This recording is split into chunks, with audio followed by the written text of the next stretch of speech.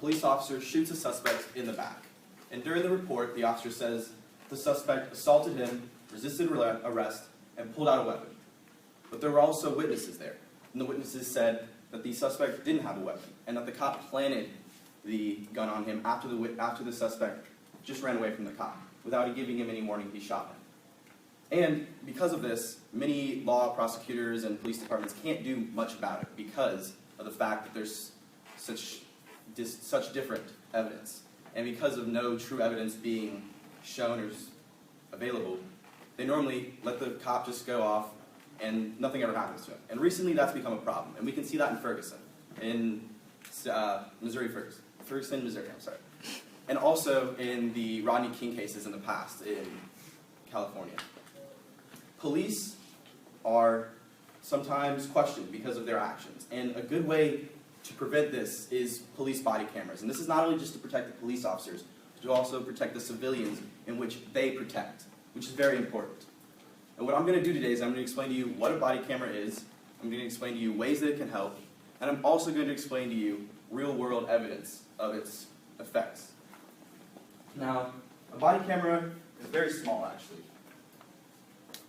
It's about the size of a stick of juicy fruit gum or a lighter. And it just goes on either their front pocket on their uniform, on their shoulder, on their collar, and even they have glasses and some that go on hats, if you want to pay for that. Most cops can't afford that. But they can be placed just about anywhere. And you're thinking something so small as this, how can it be durable if you're going to be a cop? It needs to be durable. Well, these things are actually very durable. They can go into about 6 feet of water. They can be dropped from about 15 feet up. And they're nice. They're HD. They're color. They can get just about anything. They're top of the line. Now you're probably wondering if police stations, departments have this technology at their fingertips, what are ways that they could use it? Well, obviously the first thing. They're going to be able to record evidence. And that's going to stop from just the cop's word being the only evidence. Because sometimes cops, if they say this happens, that's what happened. It doesn't matter what the suspect said or a witness says. If that's what the cop says, it happens. And that takes that away completely. And in a Texas Tech Law Review Journal, a Texas Tech professor by the name of David A. Harris wrote a article, or a part in the journal, called Body-Worn Video Devices as a Tool for Ensuring Fourth Amendment Compliance with Police Officers. And in this, he talks about an English law enforcer. He was actually the constable of the entire United Kingdom, except for Scotland, and he is quoted saying that cameras provide improved evidence, and they also reduce the time it takes to file incident reports by 22%.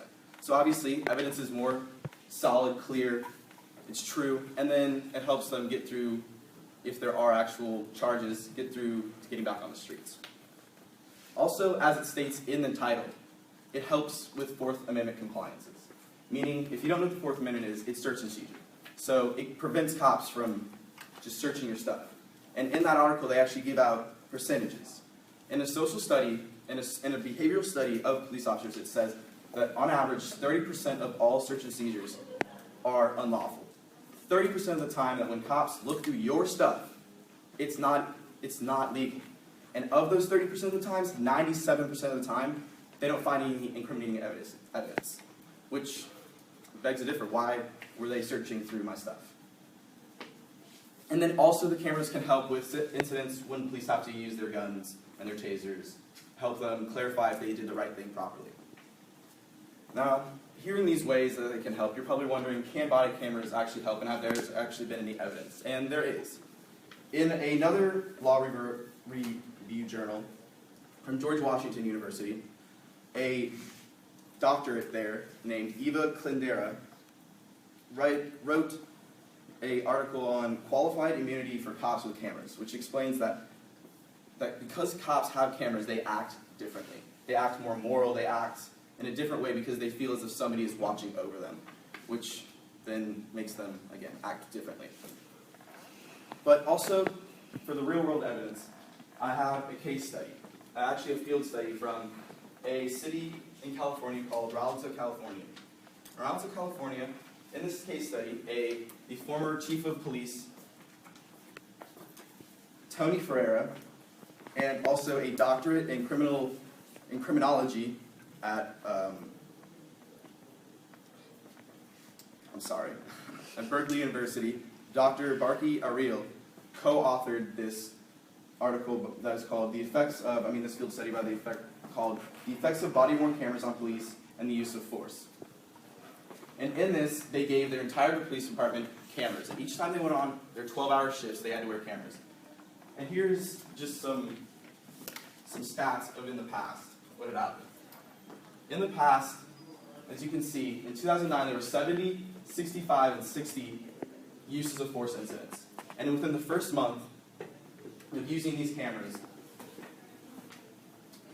there was only 7. And as you can see as it moves on to the right, it shows that in January there's only 7. And through February 2012 to February 2013, there are only 25 incidents where a cop had to use force. Why is it now that the cops have cameras and now their use of force is going down? It's because they were doing it unlawfully or because they just felt the need to use their powers on people if they weren't getting what they wanted to. And you might ask yourself, does this actually help with crime? Well, in Rialo Alto, there was actually very little crime decrease, and the decrease was only 16%. But with interviews with individuals that had known that the police department had the cameras, they all had said that because of knowing the fact that they had cameras, made them think twice before before committing a crime. Because to them, they said that it had made them feel the sense that getting away was lowered because of them being videotaped. Now, as you can see, cameras can help in lots of ways. Police cameras are important to protect police, very much, and also to protect the civilians. But to me, it's not really to protect the police at all. It's to protect the civilians, because the police, given that most of them are good, outstanding people, do have extremely high power, extreme amount of power. They have guns, they have tasers, they have pepper spray, and they can use it at their own discretion. And if they're watching us, who's watching them use these things? Who's watching them and who's stopping them from doing this? And that's why I believe that police body cameras should be mandated on all police departments in the United States. Thank you very much.